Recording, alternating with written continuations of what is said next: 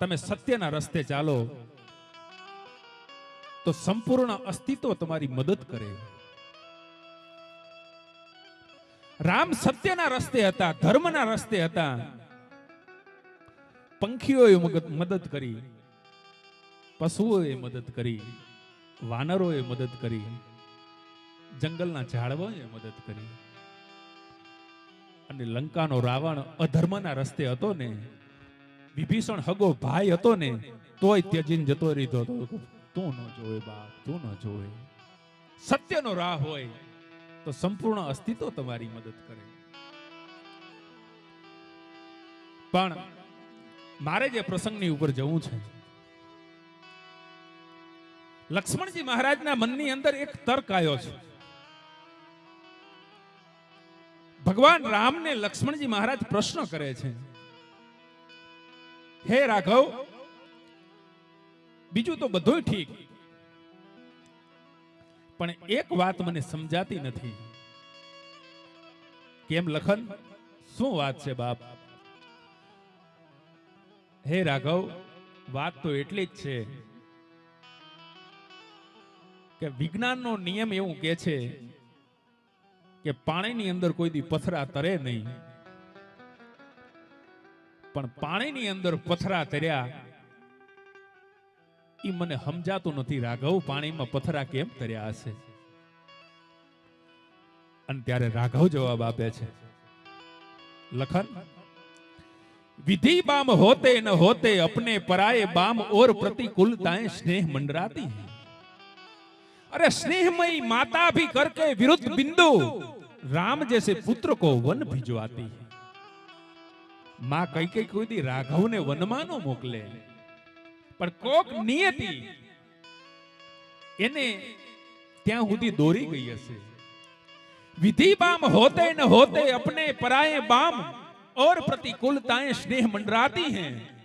अरे स्नेहमयी माता भी करके विरुद्ध बिंदु जब राम जैसे पुत्र को वन भिजवाती हैं, पण जब आता है अनुकूल समय लखन, तब तो सागर में सेल की शिलाएं तैर जाती हैं. माणसनो अनुकूल समय आवे ने ત્યારે લખન ન બનવાનું બને છે. અહીંયા વાત પૂરી થાય અને લંકાના કોટની માથે મંદોદરીની ચૂડીઓ છે, ભાગું કે ભાગશે, ભાગું કે ભાગશે, ભાગું કે ભાગશે થવા મંડાણી. મધરાત્રિનો સમય છે અને લંકાની માયલીકોરા જડહડિયા થાય છે. લંકા કોટ બંકા યટંકા ન શંકા કો દામકા દમંકા જૈસે दुर्ग का चमंका है. अरे लगे सूत्र लंका वासव का वासात्यों गहत गगासा मुनि गंभन जमंका है. लगत तमाशा मुद रावण का वासा जहां गुगर गमनता रीर गिर गंभन दमंका है. कवि नारंद भणंत सुनी रावण निशान डंका के हर जात बंका सो वाका नाम लंका. લંકાની અટારીની માથે મંદોદરી નેજવા માડી માડીને જોવે છે તો સાગરની અંદર રામના નામના પથરા તરતા જોયા. અને અડધી રાત્રિએ મંદોદરી છે રાવણને એટલું કહે છે કે હે કંથ, હરિત્રિયા હરણ કરણ અને જ્ઞાની ભયો ગમાર. હરિત્રિયા ભગવાનની પત્ની નું તે હરણ કર્યું. હરિત્રિયા હરણ કરણ જ્ઞાની ભયો ગમાર. કંથા સમાન સે કીજીએ વેર પ્રીતો ઓર વ્યવહાર. હરખા માણાની હંગાથે વેર થાય, હરખા માણાની હંગાથે પ્રેમ થાય. અખિલ બ્રહ્માંડના માલિકની હંગાથે ત્યાં આ વેર બકર્યા અને આજ અસ્તિત્વ એની મદદે છે.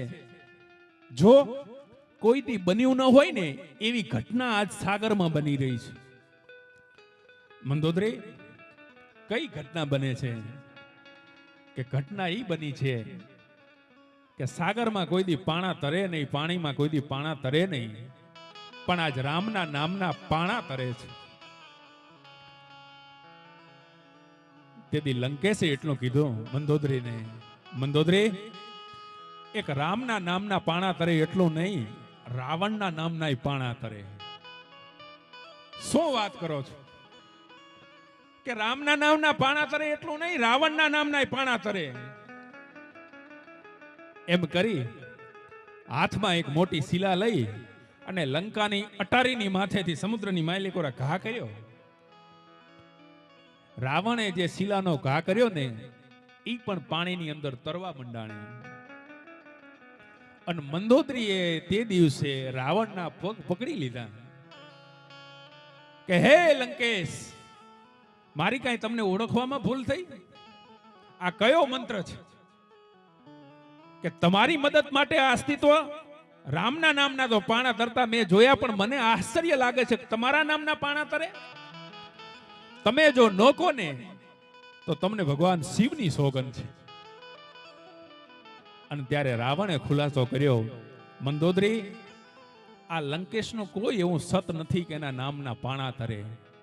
તો મહારાજ મને કહો, પાણો કેમ તરે છે? તમે નાખેલો પાણો કેમ તર્યો? અને તેથી રાવણ એટલું બોલ્યો તો, મંદોદરી, આ શિલાને મેં હાથમાં લીધી ને અને ફેંકવા જાતા ટાણે આ રાવણે મનોમન પ્રાર્થના કરી રઘુનંદનને, એ રઘુકુળના સંતાનને પ્રાર્થના કરીને એટલું કીધું હતું કે હે રાઘવ, હે રામ, બાપ આજ લંકેશ સાહેબ પ્રાર્થના કરીને એટલું કહે છે કે તારા નામના પાણા તરતા હોય અને આજ રાવણના નામના જો પાણા ન તરે ને તો તને રઘુકુળની સોગંદ છે ને, મારા નામે પાણા નથી તર્યા, રઘુકુળની સોગંદના નામે પાણા તર્યા છે. શું સાહેબ આ કુળની તાકાત હશે? શું રઘુકુળ હશે? बानी के प्रभाव से हम तो पराक्रम के सदियों के सोए हुए भावों को जगाते हैं. अरे जिंदा करते हैं जान मुर्दा दिलों में ढाल. जब हम काव्य सुधा धारा बरसाते हैं नूतन हजारों रसिकों के बीच, जब बांधते समातो तब अनोखी छवि छाते हैं. जहां तारे नहीं जाते, जहां चंद्र नहीं जाते, जहां रवि नहीं जाते, वहां कवि लोग हम जाते हैं. संतवाणीना દોરની માથે જવું છે અને રામાપીરના મંદિરના નવનિર્માણનું જ્યારે નિર્માણ થઈ રહ્યું છે ત્યારે અહીંયાથી બેઠેલા તમામને મારી નમ્ર વિનંતી કે હવે જ્યારે આપણે સંતવાણીના છેલ્લા દોરની ઉપર છીએ સમય પ્રમાણે, એટલે એક એવા કલાકારને મારે રજૂ કરવા છે. આમંત્રિત બે મહેમાનો પણ છે આપણે ત્યાં. મોતીભાઈ બારોટ, જેને લક્ષ્મણ બાપુ અને નારાયણ સ્વામીની હાથે એ યુગમાં પોતે હાથે બેઠેલા, એ પણ મહેમાન કલાકાર તરીકે અહીંયા આવ્યા છે. એમને પણ આપણે સાંભળશું. પણ આજના જ કાર્યક્રમમાં નાયણ દાદા કાપડી, એ એમનો રાઉન્ડ હજી બાકી જ છે, એટલે હું પણ વધારે સમય નહીં લઉં અને નાયણ દાદા કાપડીને હું વિનંતી કરું. નાયણ દાદા કાપડીના જીવનમાં ભજન છે, ગળામાં ભજન છે અને સાહેબ એમના કંઠમાં ભજન, એમના હૈયામાં ભજન અને એમના જીવતરમાં ભજન છે. એકવાર જોરદાર તાળીઓના ગડગડાટથી આપણે વધાવી લઈએ નાયણ દાદા કાપડીને. આપને મોજ આવે, આપને આનંદ આવે એવા કઈ ભજનનો રસ્તા લઈને આવો. નાયણ દાદા કાપડી. હા, દાદા મેકરણ ની જગ્યામાંથી દાદાની સાધના છે. નાયણ દાદાની સાધના મેકરણ દાદાના આશ્રમમાંથી છે. રંગ લોડાય અહીંયા એમનો આશ્રમ છે અને અહીંયા બાપુનું અવિરત સ્મરણ, હરિભજન થતું રહે છે અને ત્યાંથી પધાર્યા છે. આપણે સૌ એકવાર જોરદાર ભાવથી એમને વધાવી લઈએ અને હું દાદાને વિનંતી કરું આપને મોજ આવે એવા ભજનનો રસ્તા લઈને આવે નાયણ દાદા.